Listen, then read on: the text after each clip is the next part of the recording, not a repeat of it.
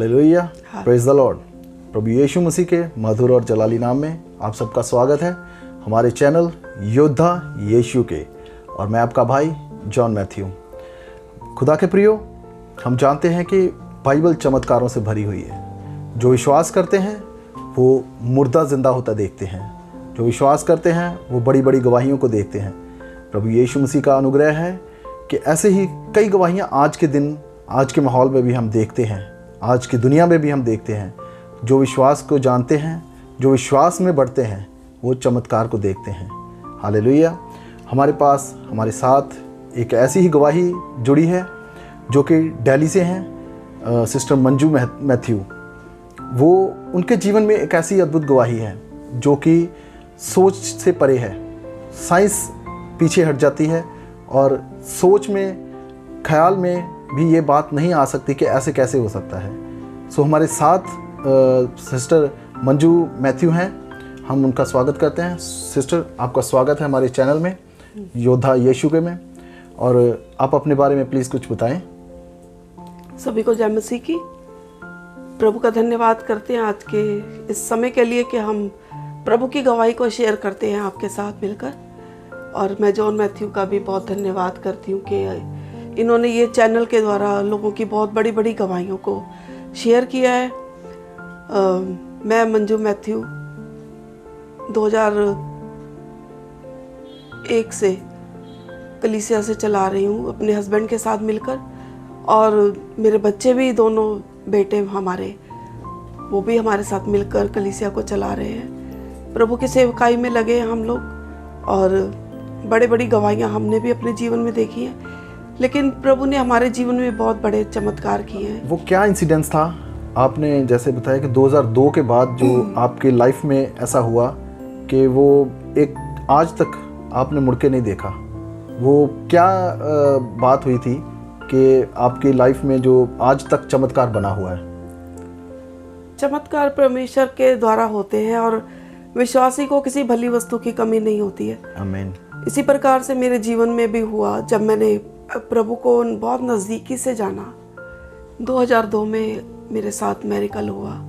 मुझे physically problem हुई, और मेन जो इंसान का जीवन चलता है वो किडनी के द्वारा चलता है। यहाँ पर मुझे किडनी की ही समस्या हुई। मेरे राइट साइड में किडनी जो थी वो अपनी जगह छोड़कर नीचे गिर गई, और मुझे जहाँ से वो प्लेस खाली हुआ था वहाँ पर ऐसे पेन होता था बहुत ज़्यादा, और इतना पेन था कि बर्दाश्त नहीं होता था, और ऐसे लगता था जैसे किसी ने चाकू से काट दिया हो उस जगह को। बहुत पेन मैंने उस समय में किया, जो महसूस किया, बहुत ज़्यादा पेन था। और मेरी किडनी गिरकर नीचे के डाउन प्लेस पे आ गई। मतलब किडनी जो थी वो अपनी जगह से मतलब निकल चुकी थी। हाँ, जहाँ पे नेचुरल हमारी जगह पे अपनी होती है, वहाँ पे नहीं रही। वहाँ पे नहीं रही, वो खिसक के नीचे आ चुकी थी, नीचे डाउन प्लेस पे आ गई। डाउन प्लेस पे आ गई। हाँ जी। और वहाँ पे जहाँ आप किडनी होनी चाहिए थी, वहाँ पे क्या थी? वहाँ पे क्या हुआ? वहाँ पे पेन थी बहुत ज़्यादा, पेन थी? जैसे हाँ जी, जैसे किसी ने चाकू से काटा हो, इस प्रकार से। मतलब अंदर जख्म थे आपके? जख्म हो गए थे और बहुत दर्द। और उस समय हालात ऐसे थे कि हम लोग अपना ट्रीटमेंट नहीं करा सकते थे, क्योंकि सुनने में आता था कि किडनी का ट्रीटमेंट बहुत महंगा होता है। फाइनेंशियली हम इतने स्ट्रांग नहीं थे जी कि हम उसका ट्रीटमेंट करा सके, लेकिन हम एक काम कर सकते थे कि हम दुआ कर सकते थे जी, और दुआ के द्वारा ही, प्रार्थनाओं के द्वारा ही हमने शिफा पाई, परमेश्वर से चंगाई पाई। हमारा पूरा परिवार। कितनी देर तक आप जूझते रहे इससे?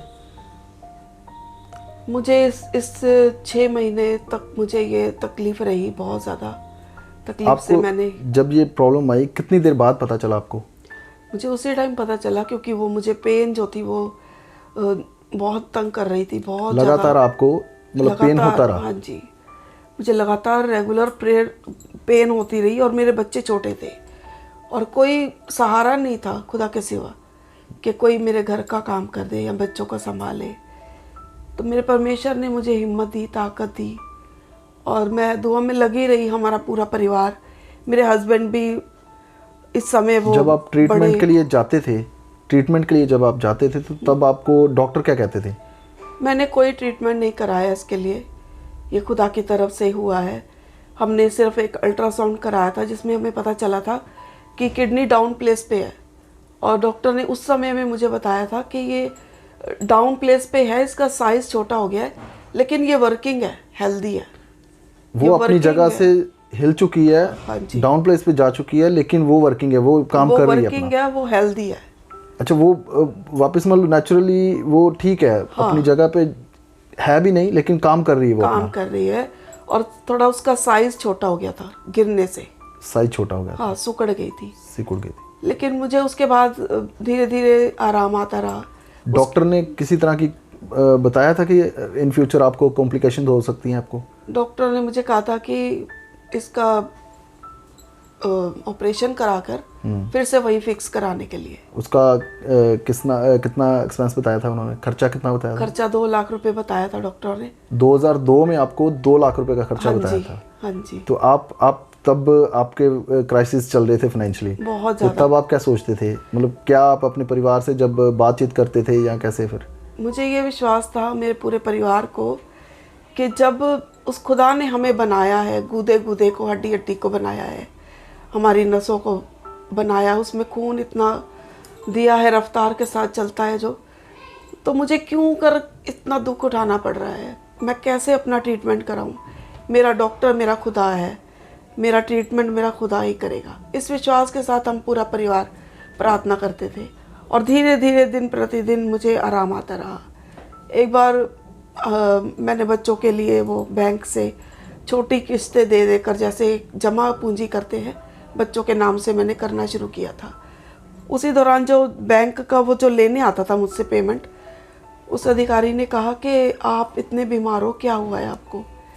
तब मैंने उससे जब अपनी बात को शेयर किया तो उसने कहा कि एक डॉक्टर है जो मतलब नेचुरल ट्रीटमेंट देते हैं, तो आप उनके पास जाओ। हमारे पास इतना भी नहीं था कि हम उसके पास भी जाएं, लेकिन उन्होंने हमारी इतनी हेल्प की कि उन्होंने अपने बिहाव पे ही उस डॉक्टर से बात की, और उस डॉक्टर ने हमें नंबर भी दिया कि आप आ जाओ, कोई आपसे हम कुछ नहीं लेंगे, आप हमारे पास आओ। लेकिन हम नहीं जा सके वहाँ पर भी। फिर उन्होंने फ़ोन पे ही हमें बताया कि आप हींग लगाना पेट पे। तो मैं वो हींग लगाती थी दुआ करके, और एक पेन के लिए हाफ पे टैबलेट लेती थी। उसी से ही मुझे आराम मिलता रहा, और मैं दुआ करती रही, और मेरे खुदा ने मुझे छू कर चंगाई दी। दिन प्रतिदिन मेरा इम्प्रूवमेंट आती रही शरीर में। मतलब वो जो एक नुस्खा उन्होंने बताया वो आप लगातार करते रहे, प्रार्थना करके? हाँ जी। और एक छोटी टैबलेट जो पेन के लिए आप लेते थे? हाँ जी, बस। उसके अलावा आपने कोई ट्रीटमेंट नहीं करवाया? कोई मेडिकल ट्रीटमेंट कुछ नहीं लिया मैंने। उसके बाद कुछ भी आपने वो नहीं किया? मतलब विश्वास के साथ आप चलते रहे कि खुदा हमें, चलते रहे, बिल्कुल, कि खुदा हमें चंगा करेगा। हाँ जी। और उसके दरमियान आपके ये प्रॉब्लम चलते ही आपको एक और प्रॉब्लम आई जो गॉल ब्लैडर में कुछ? हाँ जी, गॉल ब्लैडर में भी मुझे प्रॉब्लम आई। मुझे डॉक्टर ने बताया, मुझे पेन होती थी और वॉमिटिंग हो जाती थी कुछ खाते ही। तो हम गए डॉक्टर के पास, तब हम इलाज कराने के लायक थे। उस समय में हम अपना नॉर्मल जैसे प्राइवेट इलाज होते हैं वो भी करवा सकते थे। हमें खुदा ने इतना कैपेबल बना दिया उस समय तक। ये कब की बात है? ये 2006 की बात है। 2002 में आपके किडनी वाला इंसिडेंस होता है? हाँ जी। और 2006? हाँ जी। तब तक आपको किडनी की प्रॉब्लम जो थी वो ठीक हो चुकी थी? मतलब आप उसको इग्नोर कर चुके थे? हाँ जी। वो जहाँ पे थी उसको आपने कभी बाद में देखा नहीं? कभी हमने उसके बारे में 2006 में आपको दिक्कत आई जो ये प्रॉब्लम हुई थी आपको गॉल ब्लैडर की? हाँ जी, वो क्या प्रॉब्लम थी? गॉल ब्लैडर का ये था कि हमने जब नॉर्मल ऐसे ही एक अल्ट्रासाउंड करा कर देखा कि क्या बात है, इतना वॉमिटिंग होती है और पेन होती है, क्यों होती है। तो उस समय पता चला कि गॉल ब्लैडर में ट्यूमर है, डॉक्टर ने बताया। तो वो मुझे जिसने अल्ट्रासाउंड किया था उस डॉक्टर ने कहा कि आप इसका ट्रीटमेंट ज़रूर कराना, ये रिस्की है। और मैं अपने मन में सोचती थी कि वो मिरेकल करने वाला परमेश्वर, जो एक मिरेकल आप ऑलरेडी देख चुके थे? मैं देख भी चुकी हूँ, मेरे जीवन में वो हो चुका है, जिससे मैं और विश्वास में बढ़ गई। तो ये छोटी मोटी चीज़ों के लिए मैं इतना परेशान नहीं हुई। मुझे लगा कि मेरा खुदा मेरे साथ है और मैं बिल्कुल इसमें से भी बचकर निकल जाऊंगी। और ऐसा ही हुआ, मेरे सारे टेस्ट हुए, प्राइवेट टेस्ट करवाए हमने, सारे टेस्ट हुए मेरे, बड़ी बड़ी मशीनों में डाल डाल कर। डॉक्टर ने मुझे कहा कि आपका ऑपरेशन होगा इस चीज़ का, हम आपका गॉल ब्लैडर निकाल देंगे। हमने कहा ठीक है चलो। ऑपरेशन के लिए हम रेडी हो गए, तैयार हो गए। और जिस दिन हॉस्पिटल में ऑपरेशन के लिए मैं एडमिट हुई हूँ, 3 दिन के बाद मेरा ऑपरेशन था। तो जिस मॉर्निंग में मेरा ऑपरेशन होना था, उसके पहले ही नाइट में मैंने पूरी ऑपरेशन के लिए जो मेडिसिन होती थी वो पूरी ले ली थी। पूरा मेरे लिए तैयारी थी, सारी तैयारी कर ली थी। हाँ जी, पूरी तैयारी थी कि सुबह ऑपरेशन करना है। और जब मैं सुबह उठी तो मैं इंतज़ार कर रही हूँ कि अभी कोई आया नहीं है। तो थोड़ी देर के बाद नर्स आई और वो कहने लगी कि आपकी छुट्टी है, आप घर जाओ, नेक्स्ट टाइम आपको बुलाएंगे, क्योंकि हड़ताल हो चुकी है हॉस्पिटल में।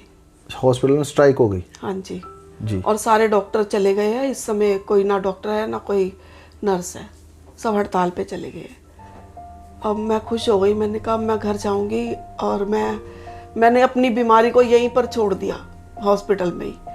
और मैं बहुत खुश हुई कि मैं अपने घर जाऊंगी, क्योंकि मेरा परमेश्वर नहीं आप चाहता डिले करना था। चाहते थे ऑपरेट को, आप डिले करना चाहते थे? मैं नहीं चाहती थी कि मेरा ऑपरेशन हो, क्योंकि खुदा ने मुझे जैसा बनाया मैं वैसा ही उसके पास जाना चाहती हूँ जी। मेरे शरीर में कट लगे, मेरा खुदा नहीं चाहता था। उसके बाद जब मैं घर आई हूँ तो मैंने अपने आकर नहाई, मैं बहुत नहाई आकर। और मैंने कहा मेरी बीमारी चली गई। और मैंने अपने कपड़े धोए डेटॉल डाल के, और अपनी जो चप्पल पहनी थी उसको मैंने फेंक दिया डस्टबिन में, कि मैंने अपनी बीमारी को त्याग दिया, छोड़ दिया। और उसके बाद मेरी बिल्कुल ठीक हूँ, तंदुरुस्त हूँ, मुझे कोई बीमारी नहीं है, कोई तंगी नहीं है, कोई तकलीफ नहीं है। मैं जो भी खाती हूँ डाइजेस्ट होता है, मेरा जो डाइजेशन सिस्टम है वो बिल्कुल एक्यूरेट है, कोई प्रॉब्लम नहीं है मुझे। मतलब उसके बाद जब वहाँ पे हड़ताल हो चुकी थी, स्ट्राइक हो चुकी थी, हाँ जी, वो एक बहाना था कि जब वहाँ से निकालने का। और उसके बाद जब आप घर आए, उसके बाद आपने बिल्कुल भी पीछे मुड़ के नहीं देखा? बिल्कुल नहीं। उसके बाद बिल्कुल भी आपने ये नहीं सोचा कि मैं वापस डॉक्टर के पास जाऊं, या आपको बाद में कोई दिक्कत भी नहीं आई? बिल्कुल नहीं आई मुझे दिक्कत, और ना ही मैं गई डॉक्टर के पास। आपका विश्वास था कि अगर मैं डॉक्टर के पास जाऊंगी तो वो शक जो है वो खुदा पे नहीं करना चाहते? मैंने शक नहीं किया, बिल्कुल नहीं किया। और खुदा के मेरिकल्स को देखा मैंने अपने जीवन में बड़ी नज़दीकी से। आज मैं बिल्कुल ठीक हूँ और मैं प्रभु की सेवकाई में हूँ।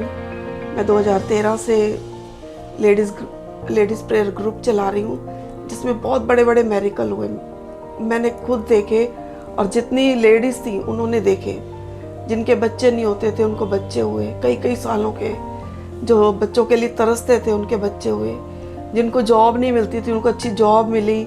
बहुत बिगड़े हुए कामों को खुदा ने बनाया, बीमारों को चंगाई दी प्रार्थनाओं के द्वारा। जो लेडीज ग्रुप आप चलाते हो, हाँ जी, वो प्रार्थना में आगे बढ़ चुके थे? बिल्कुल। और वो सारे मिरेकल जो आप बता रहे हो वो आपके ग्रुप में हो रहे हैं? बिल्कुल हो रहे हैं। तो प्रेजेंट स्टिल आप अभी तक आप जो है वो आप अपना ग्रुप चला रहे हो? हाँ जी, बिल्कुल। तो आपके हस्बैंड जो हैं वो मिनिस्ट्री में ऑलरेडी हैं, और बच्चे भी आपके सहयोगी? बच्चे भी दोनों पास्टर्स हैं जी। मेरे हस्बैंड बिशप है, और हम पूरी फैमिली मिलकर प्रभु की सेवा में खुदा की महिमा करते हैं। हाँ जी। ये इंसिडेंट्स जो आपका गॉल ब्लैडर और जो किडनी वाला था, ये कितनी देर हो चुकी है? इसको कितना टाइम हो चुका है?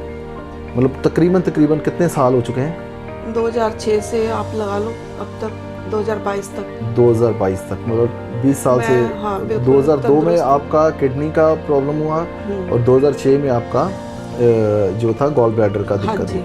मतलब 20 साल के करीब, 20 साल से ऊपर हो चुका है कि आपको उसके बाद आपने मुड़ के भी नहीं देखा?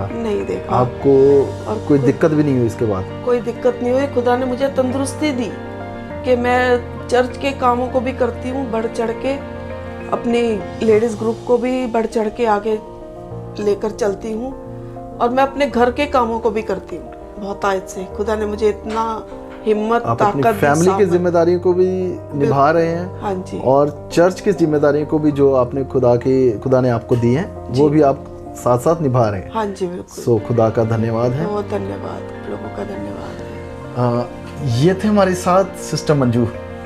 आपने सुना उनकी ज़ुबानी के खुदा ने उनके जीवन में वाकई में वो चमत्कार किया है वो जो एक अद्भुत तरीके के साथ कि सोच के परे है।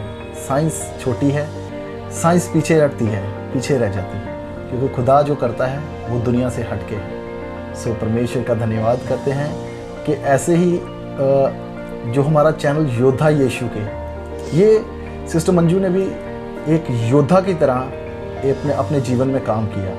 उन्होंने प्रार्थना को आगे रखा, उन्होंने अपनी चुनौतियों को, अपनी बीमारियों के खिलाफ एक जंग लड़ी, एक युद्ध किया, और आज वो एक विनिंग योद्धा, विनिंग वॉरियर की तरह हमारे साथ खड़े हैं। जो एक योद्धा विजेता होते हैं वो उसके साथ ऐसे वो हमारे साथ खड़े हैं। सो परमेश्वर का धन्यवाद है। ऐसे ही हम और भी टेस्टिमनी आपके सामने लाएंगे। सो सिस्टर मंजू, आपका धन्यवाद है हमारे साथ जुड़ने के लिए। सो परमेश्वर का धन्यवाद है। आप प्रार्थनाओं में बने रहें, डटे रहें, योद्धाओं की तरह बने रहें, क्योंकि खुदा अपने योद्धाओं को, अपने बच्चों को कभी अकेला नहीं छोड़ता, चाहे वो बीमारी हो, लाचारी हो, परेशानी हो। सो इसी तरह हमारे साथ जुड़े रहें। ऐसे ही और अच्छी अच्छी गवाहियों के साथ, अद्भुत गवाहियों के साथ आपके पास फिर मिलेंगे। सो जय मसीह की।